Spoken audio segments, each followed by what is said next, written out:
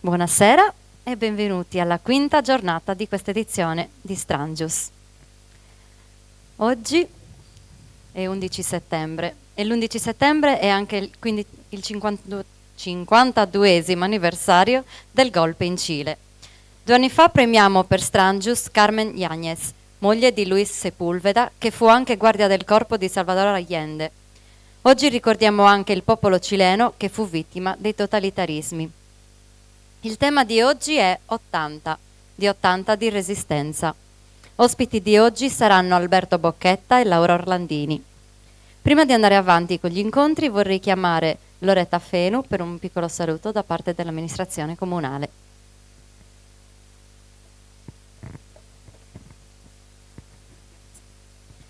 Buonasera a tutti, benvenuti alla quinta giornata dell'8ª edizione di Strangius. Volevo cogliere l'occasione perché volevo ringraziare Daniele e Emanuela che ci hanno ospitato in questa splendida abitazione, dunque la prima volta che aprono al pubblico e dunque sono molto orgogliosa e felice che loro appunto abbiano dato la loro disponibilità. Stasera parleremo di un tema che ha come sempre il fulcro nella resistenza e dunque le resistenze che si sono avute e in questa particolare occasione si parla delle resistenze negli anni del 43 al 45, dove appunto si parla invece le GDD, che sono appunto le guardie della difesa delle donne durante il periodo della costruzione della Repubblica. Figure assolutamente importanti che noi appunto abbiamo modo di conoscere grazie alla voglia della ricerca della verità che appunto cercano tutti appunto di volere e di raggiungere, che purtroppo è comunque una parola molto scomoda e risulta molto scomoda per tutti quelli che appunto la verità non la vogliono, che comunque la vogliono parzialmente al solo scopo di dover comunque annientare l'importanza di parole come sono appunto l'identità, la democrazia, la giustizia. Su questo tema e dunque sull'identità e diciamo sulla memoria, quando ho letto appunto di questa serata e di chi appunto fosse stato ospite della serata, ho avuto modo di poter diciamo interpretare queste 2 parole con un grande scrittore e giurista sardo, Sebastiano Satta, tramite il suo libro Il giorno del giudizio, tra cui, se mi permettete, scusate magari eventuali refusi, vi leggerò alcune parti, uno stralcio. Sono stata una volta piccolo anch'io e il ricordo mi assale di quando seguivo il turbinare dei fiocchi col naso schiacciato contro la finestra. C'erano tutti allora, nella stanza ravvivata dal camminetto, ed eravamo tutti felici poiché non ci conoscevamo. Per conoscersi bisogna svolgere la propria vita fino in fondo, fino al momento in cui si cala nella fossa. E anche allora bisogna che ci sia uno che raccolga, ti risusciti, ti racconti a te stesso e agli altri come in giudizio finale. È quello che ho fatto in questi anni, che vorrei non aver fatto e continuerò a fare perché ormai non si tratta dell'altrui destino, ma del mio. Benvenuti a Strangius. Grazie Loretta. Come ogni sera, anche questa sera ci sarà un reading e sarà a cura di Marco Ardau, Tonino Macis e Franco Macis. A voi buon ascolto.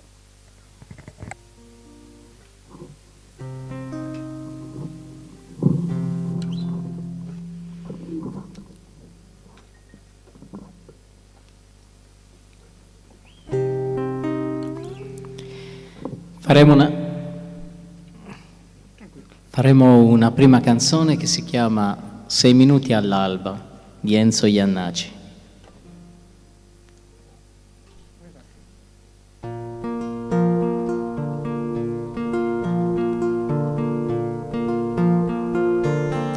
Sei minuti all'alba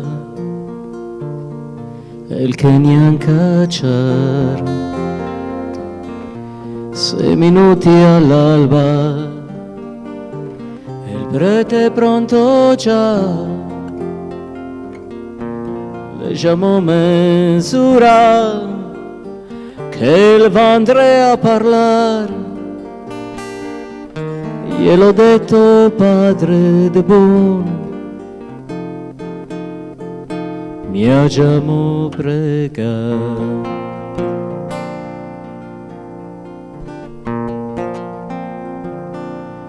Nella cella canto, canta una canzone. Sì, ma non è il momento. Un po' d'educazione, bianca piangeria, il groppo è pronto già. Piangere d'accordo è perché manda fucila. Fu settembre su scappa, fu finito far surdà, al paese mi son tornato, disertore manciama, de sul treno carrega, un'altra volta son scappato, in montagna sono andato ma l'altrer, coi ribelli manciapà.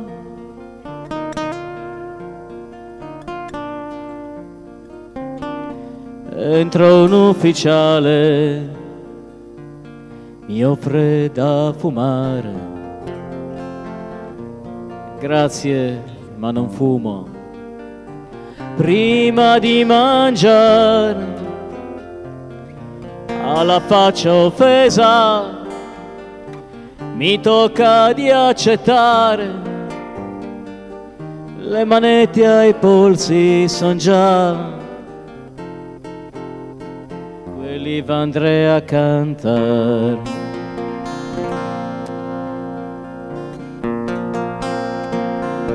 E strascino i piedi e mi sento male. 6 minuti all'alba, Dio come le c'ha, tocca farsi forza, ci vuole un bel finale, allunga il passo perché ci vuole dignità. Fu settembre su scappa, fu finite far surdà, al paese mi son tornato, disertore manciama, de sul treno carrega, un'altra volta son scappato, in montagna sono andato ma l'altrer, coi ribelli manciapà. Fu settembre son scappato,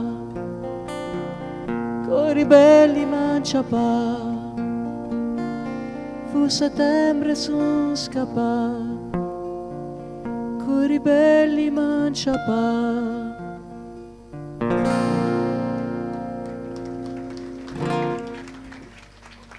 Grazie. Grazie a Marco e Tonino. E finalmente arriviamo al primo incontro di oggi, in cui avremo il piacere di aver con noi Alberto Bocchetta, dottore specializzato in psichiatria e farmacologia, ricercatore medico e docente di psicofarmacologia, che sarà coordinato da Francesco Guerreschi. Francesco Guerreschi nasce a Cagliari il 29 maggio 1989 e vive prevalentemente a Serramanna, pur spostandosi alcuni anni per studio o lavoro a Cagliari e a Sassari. Nel 2017 inizia a lavorare come insegnante di lettere alle superiori. Dal 2020 insegna lingua e letteratura italiana e latina, storia e geografia al liceo classico e linguistico Pica di Villacidro. Ama la lingua e la grammatica italiana, latina e greca e ama la lettura. predilige la narrativa e i saggi divulgativi di psicologia, comunicazione, cronaca e criminologia. Fra i suoi scrittori preferiti Piero Angela, Roberto Saviano, Carlo Lucarelli, Pierre Lemaitre, George Martin. A voi, Francesco e il dottor Bocchetta.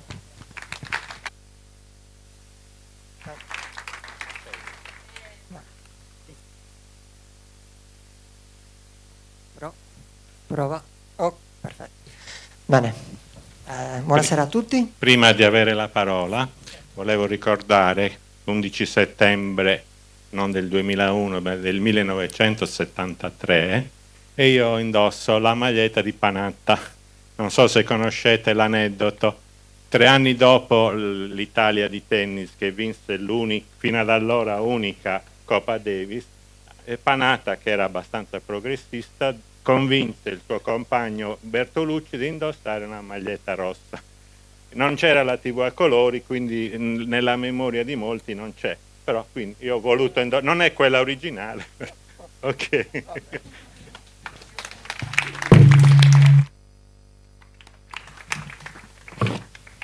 Quindi anche oggi parliamo di resistenza, ma oggi parliamo della resistenza storica nel Novecento in Italia.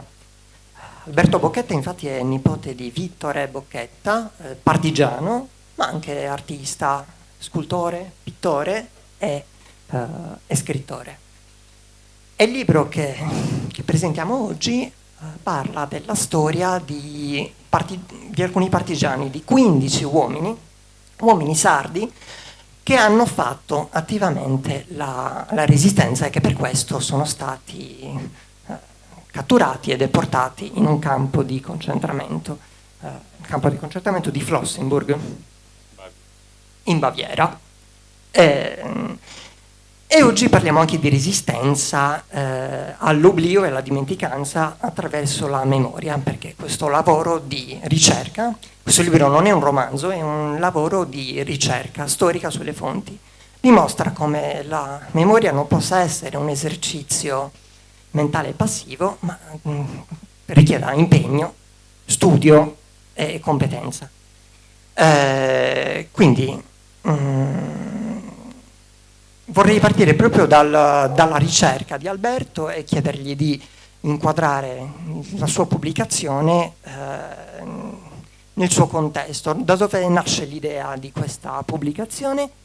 E so ad esempio che è inquadrato in un progetto un po' più ampio che si chiama Ohne Namen, non so come si pronunci. Sì, è giusto. Giusto. È tedesco, io non conosco il tedesco, vuol dire senza nomi. Poi vi spiego perché. Sì. Però mi volevo complimentare per la scelta del brano, perché alcuni di questi 15 erano stati presi a settembre, cioè veramente sono stati presi più avanti, però erano tra quelli che erano fuggiti nel settembre del 43 dopo l'armistizio, quindi era perfetta la scelta. Grazie. Allora, il libro si chiama I sardi del trasporto 81. Bisogna spiegare questo numero 81.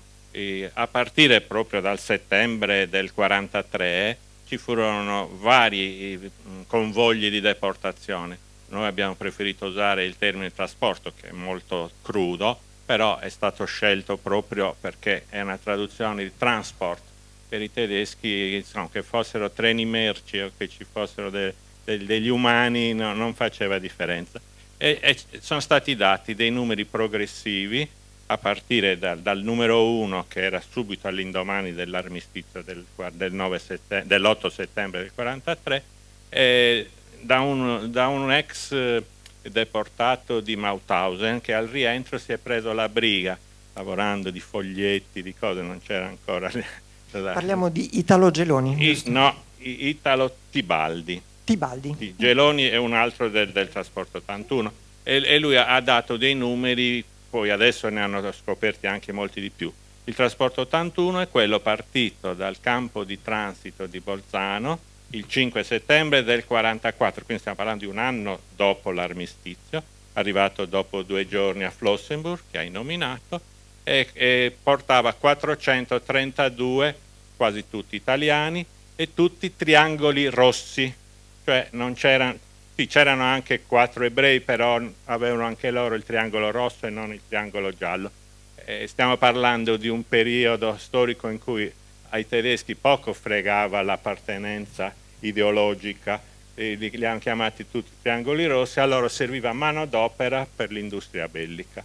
Magari a chi glieli mandava, cioè ai fascisti della Repubblica di Salò, poteva anche interessare se erano o no degli oppositori politici, però ai nazisti questo non interessava. E il trasporto 81 ha questo nome perché consecutivamente risale a un anno dopo l'armistizio, poi credo che ne abbiano classificato più di 200 di trasporti. Questa è la definizione. Sì, prima di entrare nel merito del racconto e delle storie, vorrei chiederti qualche informazione tu hai tanti anni che ti occupi di questa ricerca, giusto? Mi hai detto 30 anni, vero? Al telefono? Io non conoscevo mio Dio che lui ha nominato, io ho un po' di conflitto di interesse familiare a beatificare mio zio che è morto all'età di 102 anni, 4 anni fa, per cui, ma io sono stato il suo ascoltatore privilegiato quando lui rientrò dagli Stati Uniti, c'era da 30 anni, nel 1977, 8 marzo per la precisione, io ero un 22enne curioso e lo costrinsi a raccontare, nessuno sapeva niente qui a Cagliari e in famiglia della sua deportazione. Lo costrinsi a raccontare e lui dopo, erano passati più di 30 anni, per la prima volta ha raccontato come se fosse successo il giorno prima. E poi per le varie vicende sue non aveva mai raccontato, perché lui era rientrato dalla deportazione e c'era un clima in cui nessuno voleva sentire, c'erano i reduci dalla Russia e i prigionieri dell'Africa e gli IMI, cioè gli internati militari italiani, nessuno voleva sentire. Lui ha provato, ma erano tutti sordi. Ci ha provato. Poi entra in conflitto con i nuovi partiti, è costretto anche per questioni di sussistenza a emigrare, a autoesiliarsi, lui usava questo termine, in Argentina, perché lui magari avrebbe aspirato ad andare già negli Stati Uniti, ma le quote per gli italiani non prevedevano altri immigrati italiani, quindi costretto ad andare in Argentina, dove era pieno fra l'altro di nazisti e di fascisti, che era la rat line, cioè quelli che andavano via dalla Germania e dall'italia. La rat line che significa... La linea dei topi, dei ratti, i smerdon. E lui lì non poteva raccontare perché erano tutti sordi naturalmente. Poi dopo 10 anni di Sud America riesce ad accedere finalmente agli Stati Uniti grazie a un matrimonio con una tedesca, fra l'altro, che forse era anche figlia di un SS, ma poi questo non si sa. Fatto sta che va negli Stati Uniti e negli Stati Uniti nel 58-59 eravamo in pieno maccartismo, quindi sentire di un deportato non ebreo voleva dire che puzzava di comunista e quindi lui per 30 anni non ha mai raccontato. Poi in uno dei suoi libri ci sarà anche quella versione in inglese, e eventualmente ve lo mostro. Come lui ha detto, io non mi considero, diciamo, degno di un festival letterario perché ho solo compilato queste cose, però il vero autore di memorie, quindi pertinenti al tema del vostro bellissimo festival, sarebbe stato mio zio. Se avesse avuto un'edizione 10 anni fa, forse sarebbe venuto. Lui era del 18, per cui avrebbe portato lui la sua memoria. Grazie.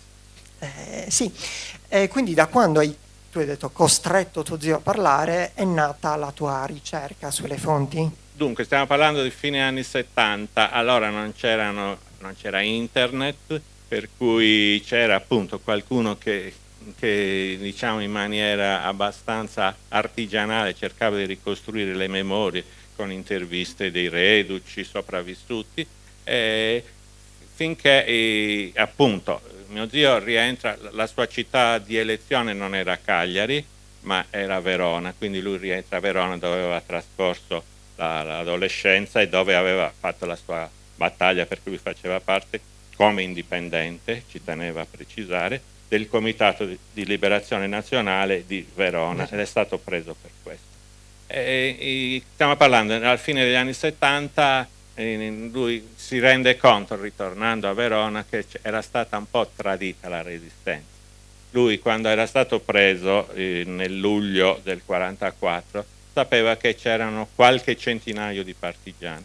Quando rientra, un anno dopo, erano migliaia e tutti che erano stati fascisti il giorno prima, il 26 aprile del 45 erano tutti partigiani.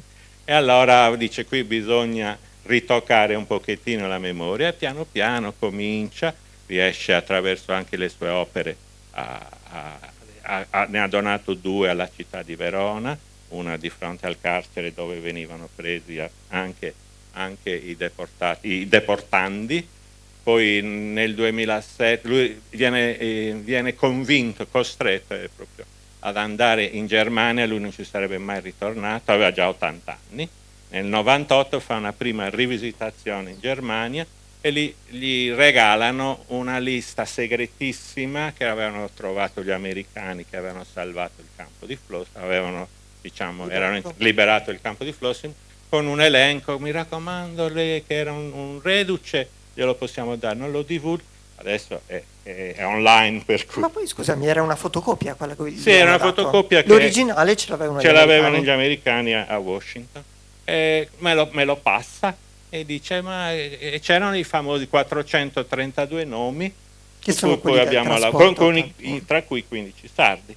Poi lui negli ultimi anni della sua vita, perché gli piaceva anche scrivere, ha collaborato con tu me l'hai nominato l'altro giorno, Gio Maria Bellu, non so se qualcuno lo conosce, che aveva lavorato per Repubblica, poi per l'Unità, poi aveva fatto un giornale online che ho sentito che è appena fallito, ma lui era il Sardinia Post, l'aveva trasformato in Risveglio della Sardegna, poi ha un po' abbandonato perché si è trasferito a Roma, però aveva a 2 mani, a 4 mani o anche a 6 mani con mio zio, e lo ha invitato a scrivere delle cose. Uno degli ultimi articoli, poche settimane prima della morte di mio zio, quindi stiamo parlando nel gennaio del 2021, riguardava i 15 sardi, e ancora c'erano degli errori perché non si era andati a fondo in quei famosi archivi,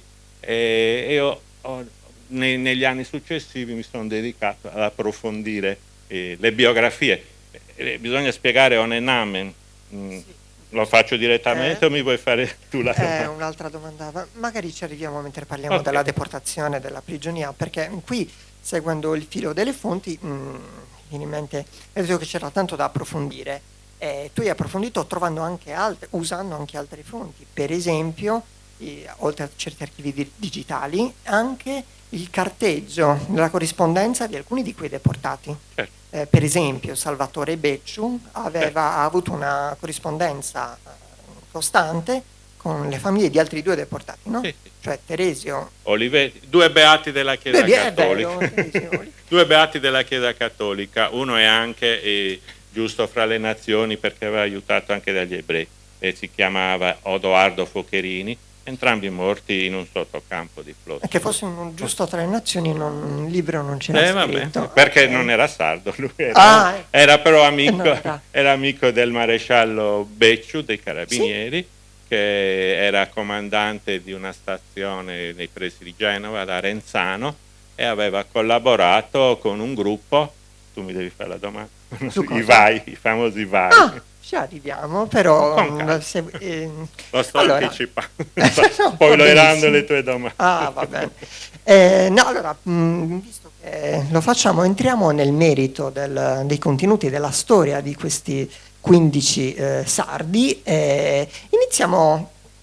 Prendiamo la larga. Quali erano le tappe del trasporto 81?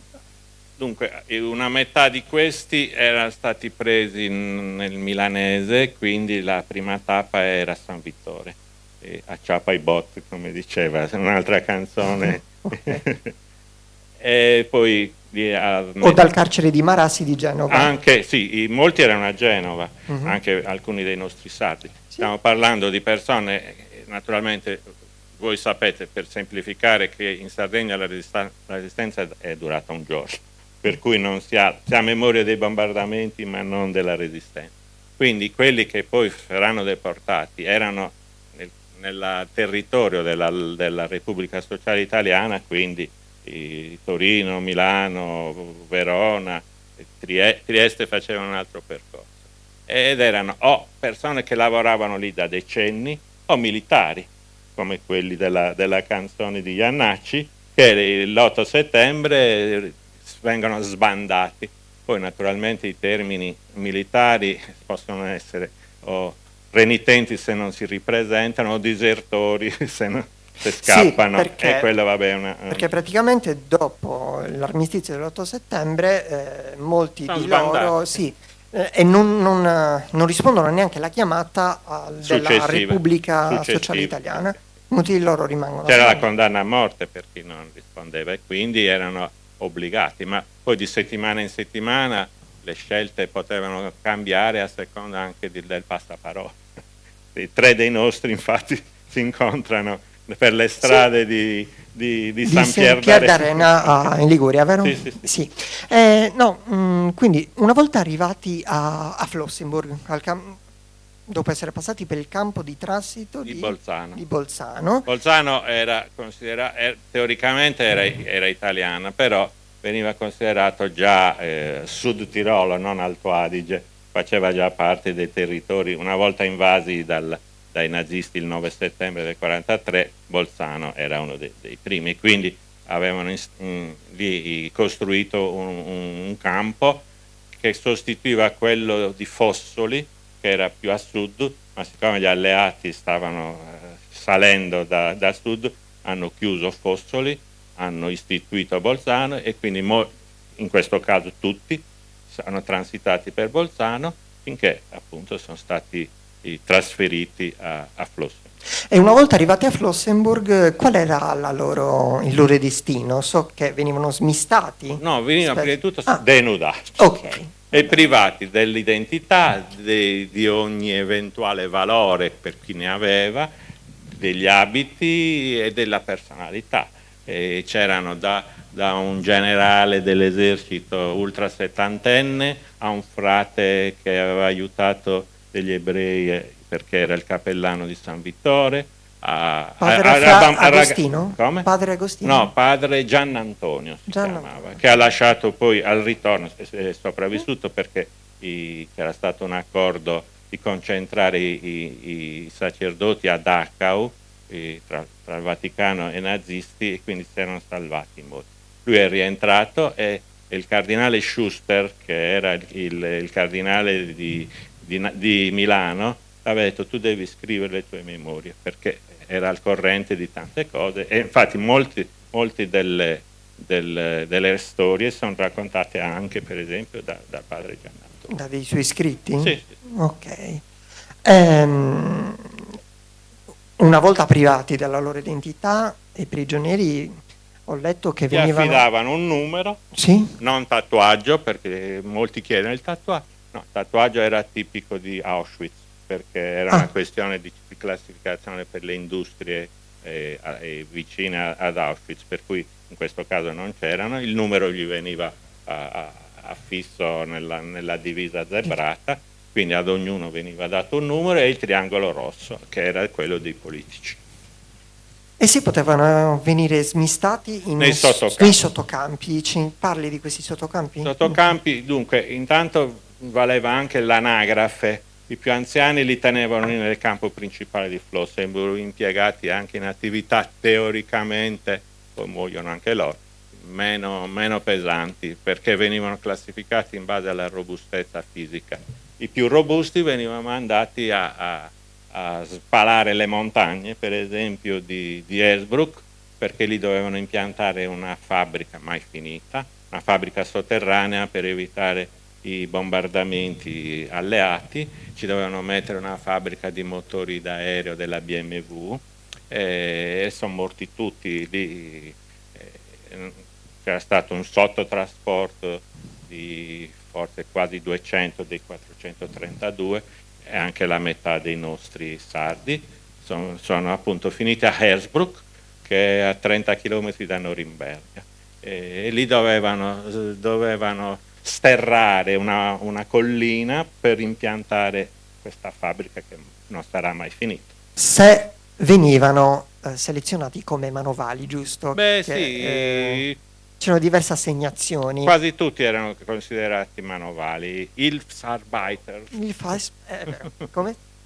aiutanti, insomma, manorba. Insomma. Due di loro però, due di questi 15 sardi, hanno dichiarato un'altra mansione con la per provare speranza di avere un destino migliore. Uno si è dichiarato panettiere, tra l'altro si chiamava Pani, e l'altro si è dichiarato autista. Erano i due amici del trio preso a San Pierdarena.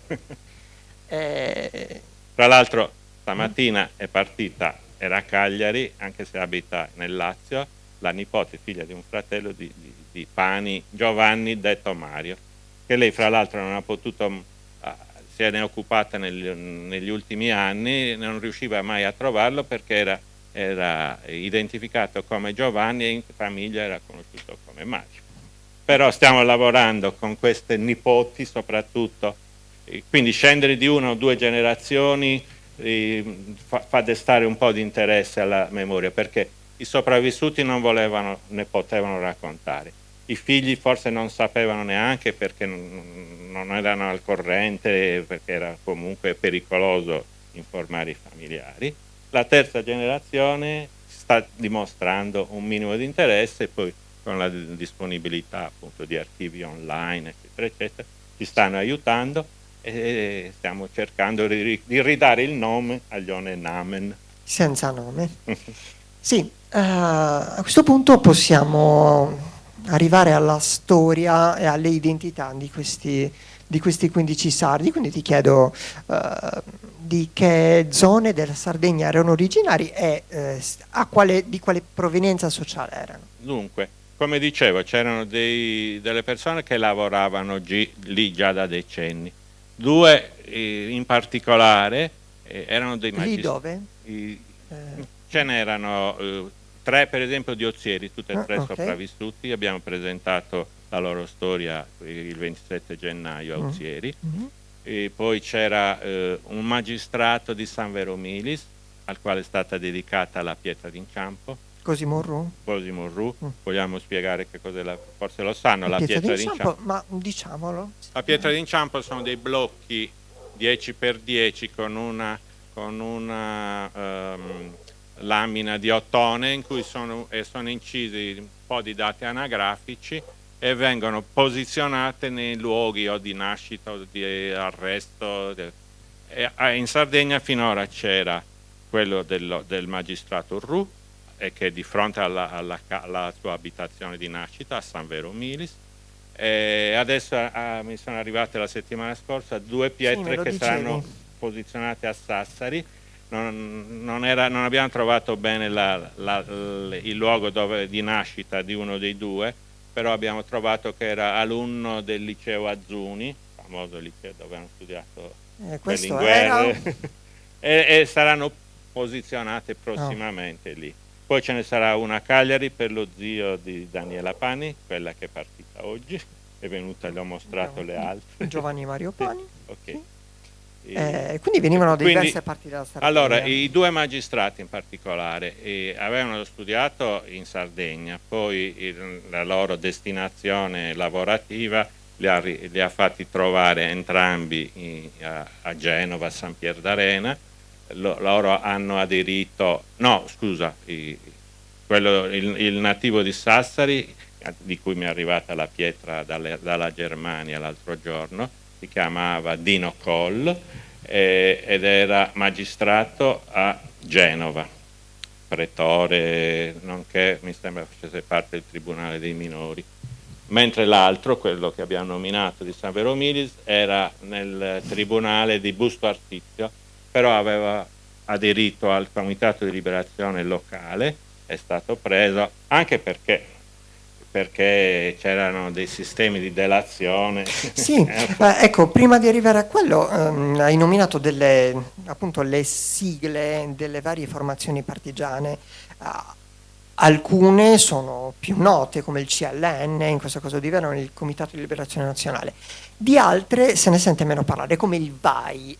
Ci parli di alcune di queste formazioni, Sì. e magari del VAI perché... Dino Coll, nonché il maresciallo che abbiamo nominato prima, il maresciallo Becciu, avevano aderito al VAI, che l'acronimo è Volontari Armati Italiani, di cui poco si è parlato dopo perché hanno ricevuto un po' di stampa sfavorevole, perché erano considerati badogliani, perché erano nella fase iniziale della resistenza, in cui ancora non c'era la piena adesione dei partiti che poi faranno parte delle formazioni principali.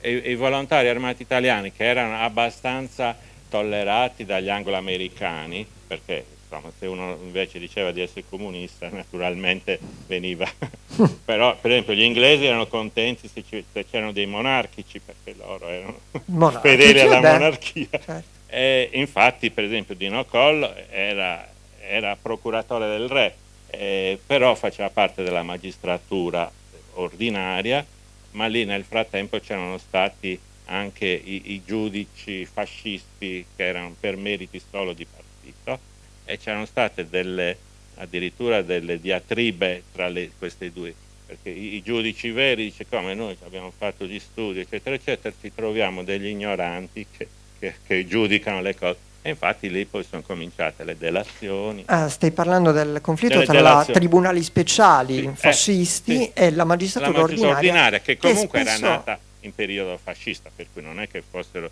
dei rivoluzionari, però ci tenevano a far valere la propria prerogativa. E soprattutto è stata usata in una delle biografie, e sappiamo che la magistratura ordinaria è stata usata anche come strumento, diciamo, di resistenza. Ci fai esempi di due di loro che hanno... uno abbiamo detto era Dino Coll, poi c'era il suo segretario.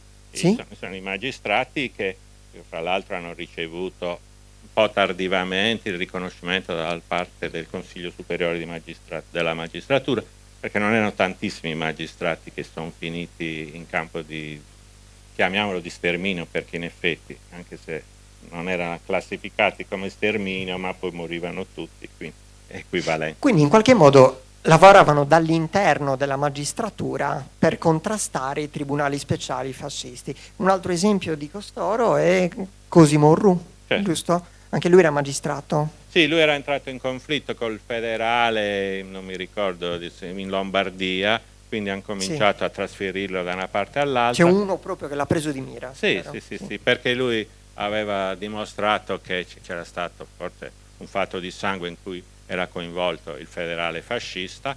Lui aveva dimostrato come ci sono le prove eccetera, però naturalmente è stato trasferito per incompatibilità ambientale. Dove si è unito col ufficialmente CLN di alla però anche lì partigiana. naturalmente insomma, la delazione era all'ordine del giorno. Ecco, c'erano delazioni prezzolate, si racconta sempre delle 5.000 lire per ogni ebreo, poi a seconda dell'età, quindi soldi, e magari qualcuno era fedele agli ideali fascisti, e qualcuno per fame, eccetera. Quindi la delazione era la regola. Certo.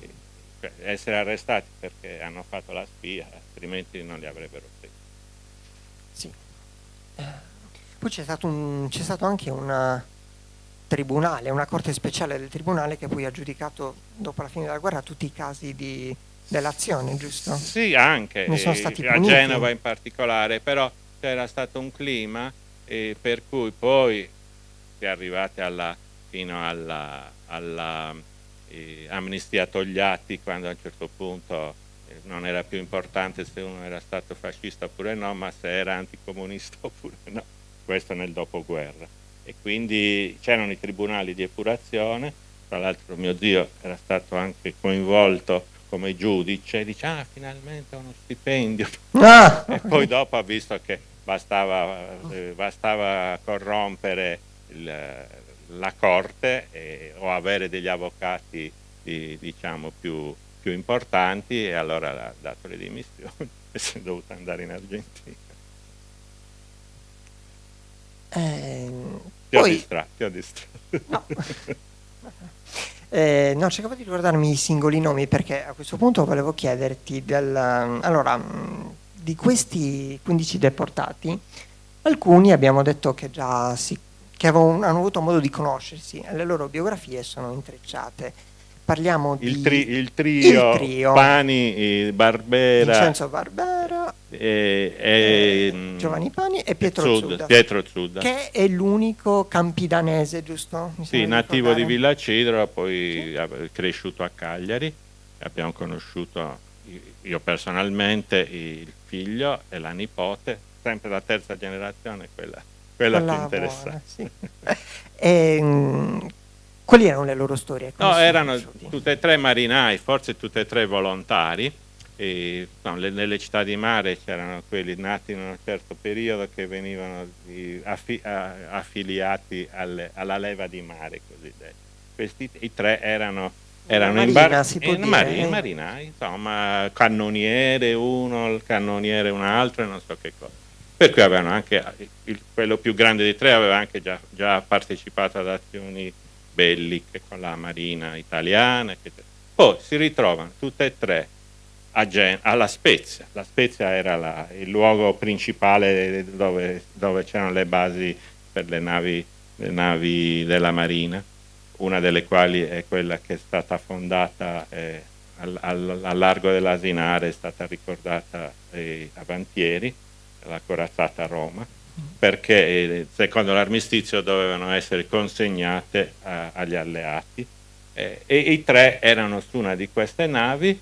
Gli ufficiali si volatilizzano, non hanno ordine eccetera, e si ritrovano tutte e tre, che probabilmente da commilitoni si conoscevano, e si ritrovano tutte e tre a vagare per le strade. Saint Pierre d'Arena. Sarebbe San Pier d'Arena, dove c'è la Sampdoria, insomma. Ecco. Il termine Sampdoria deriva da San Pier d'Arena, che è un quartiere di Genova adesso. Vabbè, ok. Però loro vengono aiutati da un misterioso personaggio, e qui la cosa abbastanza interessante. Uno dei tre è stato intervistato. Un non deportato, giusto? Questo No, nessuno non sapeva del suo ruolo nella resistenza. Grazie, Fanny. Però vale la pena, poi magari l'anno prossimo ne presentiamo un qualcosa su di lui. Vengono aiutati da un misterioso sardo che coordinava e procurava fondi, e trovava il lavoro più o meno clandestino ai militari sbandati, eccetera, eccetera. E uno dei tre, Barbera in particolare, poi viene intervistato una decina d'anni fa per una tesi di laurea a Cagliari. Ma lui è quello che c'è scritto che non era di Cagliari. Ma lui era nato, in effetti era nato, io l'ho considerato sardo, la madre è sarda, cagliaritana. Lui ha vissuto. Lui era nato in Sicilia e si era qualificato come sardo comunque all'arresto, aveva dei documenti falsi, quindi aveva alterato anche l'anno di nascita, perché se no doveva rientrare nella leva militare. L'hanno fatto in molti questa cosa. Era quasi la regola. Vabbè, lui racconta che c'era un misterioso sardo che li aveva aiutati. Fa un nome un po' distorto e noi siamo riusciti a capire, oramai su Google è facile, che si trattava dell'inventore del dado star, che era di Santo Lussurgiu. Non so se qualcuno conosce l'esistenza. È diventato miliardario, per ogni dado star gli davano una lira. È diventato miliardario a Monza, ma quando lui era a Genova era già laureato in chimica, aveva un piccolo laboratorio, ma non è che se la passasse chissà come, però aveva aderito evidentemente a quei famosi vai e supportava. Tra l'altro era cugino di un gerarca famosissimo, anche lui di Santo Lussurgiu, che era, forse avete visto qualche immagine, il gerarca con la benda che viene ucciso insieme a Mussolini il 29, no, Mussolini è stato ucciso da un'altra sul lago di Como. Era un fedelissimo di Mussolini che si chiamava Francesco Maria Barraccu, che erano entrambi cugini tra di loro, le madri sorelle di Santo Lussurgiu. Però il cugino evidentemente aveva tutt'altre idee politiche e finanziava questi poveri sbandati. Hai detto che gli hanno storpiato il nome, ma non ce l'hai nominato. Lui si chiamava? Giovanni Nuges. E il nome storpiato era? Gliel'hanno sbagliato. Sì, però sì, quello vero è Giovanni Nuges. Nuges. Giovanni Nuges. Beh, vabbè, ci sono la sua storia come miliardario del Dado Star si trova, però che fu un finanziatore della Resistenza non c'è da nessuno, se non in quella tesi. Di tutte e tre. Mio zio è arrivato a 102 anni. E i due magistrati sono morti entrambi in seguito ad un incidente ferroviario di trasferimento da Flossen a uno dei sottocampi. C'era stato un incidente, uno scontro frontale con un treno merci, però la famiglia tuttora non sa di questo incidente. Io avevo trovato su un giornale online in tedesco che hanno recuperato i resoconti in una vecchia stazione dismessa dove era successo questo incidente. Qualcuno aveva piantato delle croci a ricordo dei morti, e per esempio Cosimo Ru era morto, non è mai stato trovato il corpo. L'altro, che è Dino Colli, invece era stato riportato, erano partiti da pochi minuti, è stato due magistrati. I due magistrati. Okay. Poi gli altri, per esempio Giovanni Pani detto Mario, si era ammalato durante gli scavi della montagna, aveva contratto la tubercolosi, era stato spedito in un campo per convalescenti, per modo di dire, che duravano un paio di giorni, a Bergen-Belsen. Però hanno provato a chiedere, a Bergen-Belsen non esiste nulla perché avevano distrutto tutti gli archivi. Quindi la sorte, la stessa nipote fino a pochi anni fa, in famiglia si diceva è morto in Russia, no? È affondato nel Mediterraneo, disperso. Secondo altri no, morto sul fronte. Invece poi finalmente ha trovato. Tra l'altro negli archivi c'era Giovanni Pane, quindi addirittura non solo Mario, ma anche il cognome scritto male, per cui.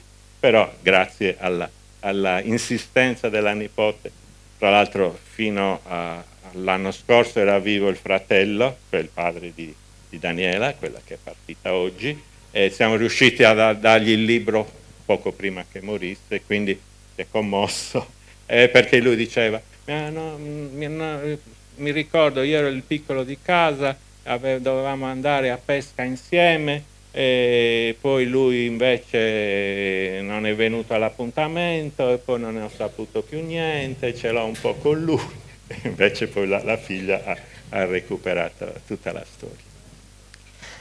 Sì, perché nel libro ci sono anche, nella parte finale ci sono gli interventi, la trascrizione di alcuni interventi di altri parenti di vittime sopravvissute, la nipote di Giovanni Pani, la nipote di Pietro Zuddas, l'intervento di Carmen Meloni, nipote di Pietro Meloni. Pietro Meloni, sì, che ha avuto la sua pietra d'inciampo nel comune di Rho, cioè vicino a Milano, dove c'è la fiera, perché lui era brigadiere dei carabinieri lì, era stato preso lì. Poi qualche mese fa la nipote, che è forse più agguerrita di me e di Daniela Pani, ha recuperato delle allegate alla domanda di riconoscimento come partigiano, quindi ci vorrà un emendamento nella prossima edizione riveduta e corretta, perché ha trovato che faceva parte di una formazione di carabinieri. La storia dei carabinieri è un po' particolare, è poco menzionata come resistenti. Non sono carabinieri, tra l'altro. Ce ne sono diversi. C'è Maresciallo Becciu, c'è lui, c'era anche un allievo ufficiale di Iglesias, per cui abbiamo messo la pietra d'inciampo questo 27 gennaio, che era Franco Cristiani. Sono arrivati anche due nipoti che portano lo stesso nome, nati dopo la sua morte. E tra gli interventi non scritti di suo pugno da Alberto c'è anche quello di Gio Maria Bellu, che abbiamo già nominato, il giornalista, che ha collaborato con Alberto e che ci riporta alla figura dello zio di Alberto, di Vittore Bocchetta. Volevo che ci interrogassimo su un concetto interessante. Gianmaria Bellu dice che la memoria che Vittore Bocchetta applicava ed esercitava era una memoria operante, lui usa questo aggettivo. Cosa vuol dire operante? Nel libro c'è scritto solo che questa memoria operante si contrappone a un altro tipo di memoria più abusata, una memoria sacralizzata e banalizzata, che è quella più comune. Cosa significa secondo te memoria operante? Posso ricordare che il 27 gennaio mio zio preferiva evitare le manifestazioni, a parte che c'era naturalmente anche per questioni di numeri, di cosa, la Shoah ebraica era naturalmente predominante. Il 27 gennaio è stato scelto perché era il giorno del 45, in cui fu liberata Auschwitz, per cui c'è nelle scuole, i progetti eccetera, c'è una memoria, basta sentire la senatrice Segre e altri reduci di allora. Adesso per questioni anagrafiche li stiamo perdendo tutti, però mio zio il 27 gennaio preferiva andare in Germania, qualche volta l'ho accompagnato io, e in Germania tra le sue operazioni, diciamo, di memoria operante c'è stata il monumento Ohne-Namen. Ohne-Namen lo abbiamo già spiegato, che è ubicato nel sito dell'ultimo campo suo, cioè ad Esbruck. È stato commissionato, lui dice non mi hanno neanche pagato, sono andato come scultore sperando che mi retribuissero, invece l'hanno considerato una donazione, ed è lì un monumento che forse nel libro c'è riprodotto. Sì, purtroppo qui non possiamo proiettare cose, siamo alla fine, giusto? Io sono un po' prolisso. No, siamo giusti. Io volevo chiudere dicendo, ricollegandomi a una cosa che tu hai detto prima, cioè che qualche anno fa tuo zio sarebbe stato il protagonista di questo festival, ma io posso testimoniare che Vittore Bocchetta è molto presente in questo libro, perché in questo libro c'è anche tanta letteratura e tanta arte. Il libro è pieno di immagini, delle sculture, dei dipinti di Vittore Bocchetta, e ci sono anche dei brani delle sue memorie, dei suoi libri, come tu ne hai portati alcuni. Vi faccio vedere perché sì. sarebbe stata un'opera letteraria.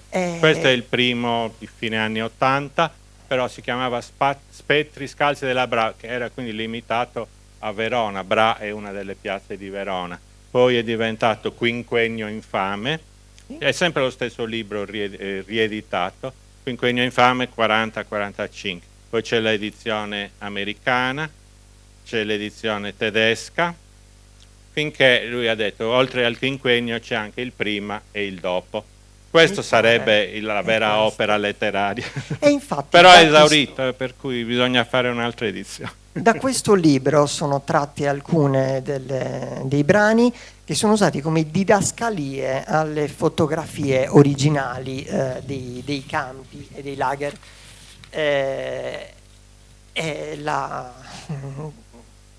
La scrittura di Vittore Bocchetta quindi è molto presente ed è, dobbiamo dire, una scrittura molto bella. Infatti non mi reputo autore perché non sono all'altezza. Ricercatore, sì. Quello ricercatore. Sì. Prestato ad un'altra disciplina. Ma perché? Quale disciplina? Dalla psicofarmacologia sono passata a questo. A queste memorie storiche. E nel libro troverete anche, oltre alle didascalie, un brano, perché Alberto riporta molti brani, anche della descrizione drammatica che Vittore Bocchetta fa della morte di uno degli altri deportati del trasporto 81, dei sardi, a cui lui assiste di persona. Giusto? Mario Ardu, nativo di Lanusei, il padre era capostazione a Lanusei all'inizio del Novecento. Lui probabilmente non erano originari di Lanusei, perché il cognome mi sembra più campidanese. Comunque fa la carriera militare, diventa maresciallo di artiglieria, e un maresciallo di artiglieria in piena resistenza. Lui aveva addirittura le chiavi di un deposito di munizioni e quindi era ambita come figura. e poi finirà tra le braccia di mio zio assiste a un pseudo esperimento scientifico dove il povero Mario Ardu gli muore, insomma, sotto un esperimento di un medico pazzo di Hersbruck. Abbiamo conosciuto anche il figlio, siamo in contatto con una figlia di Mario Ardu, però non sapevano nulla. Infatti chiedevano a mio zio notizie sul loro genitore, perché in famiglia non aveva divulgato questo suo, lui era collaboratore del militare, consigliere militare del CNN di Verona. Ecco perché mio zio lo ha frequentato e ha visto poi la sua morte. Grazie Alberto.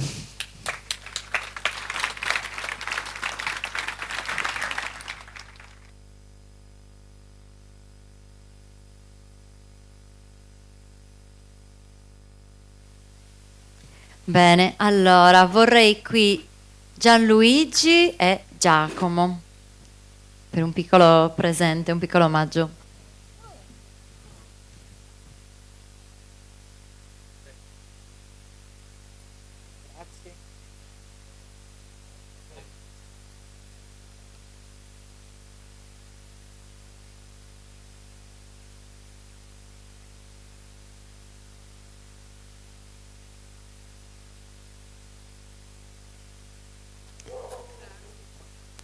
Grazie dottor Bocchetta, grazie Francesco. E adesso veniamo alla seconda parte del reading. A voi ancora Marco Ardau e Tonino Macis.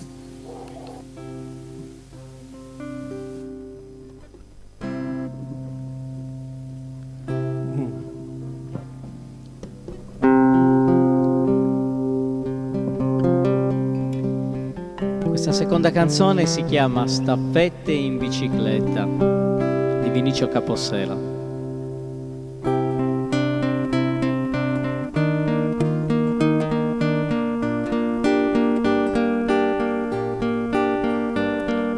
Pandagina, Rina, Rosina, Bruna, Antonia, Elisabetta, la staffetta in bicicletta.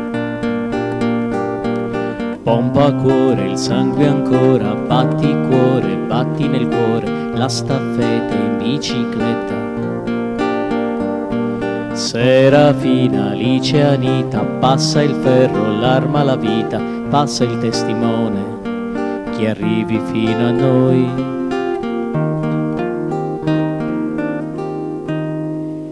Come il vento di primavera non si ingabbia nella rete, come i vostri capelli, come i sorrisi, come l'aria quando corre in bicicletta. Questa è la libertà, azione e responsabilità. Guardi i vostri occhi che sanno di bucato, che sanno di un altro paese, di aspirazioni migliori in cui è venuto naturale prendere parte, da che parte stare.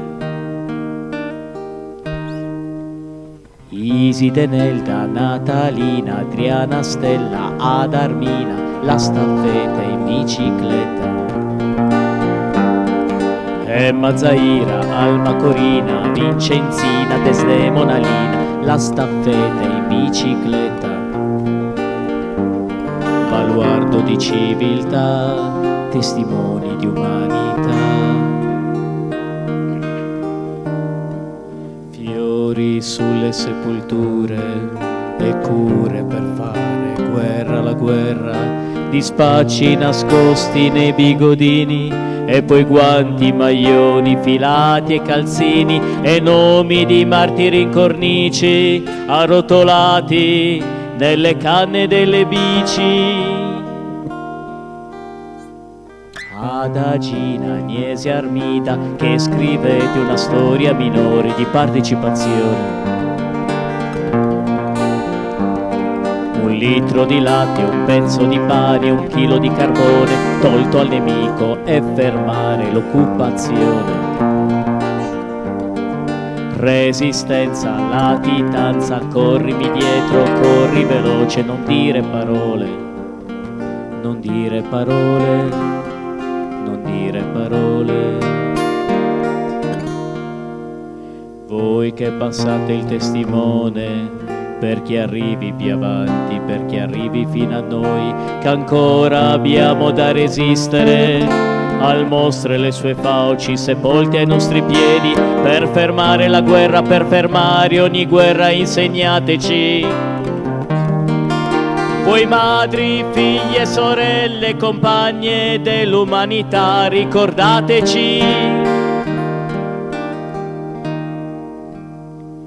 Come il vento di primavera non si ingabbia nella rete, come i vostri capelli, come i sorrisi, come l'aria quando corre in bicicletta. Questa è la libertà, azione e responsabilità.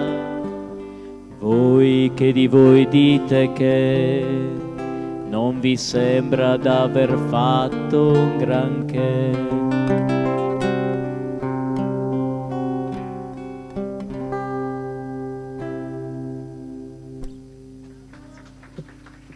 Grazie.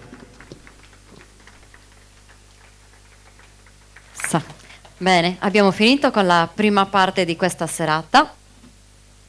Come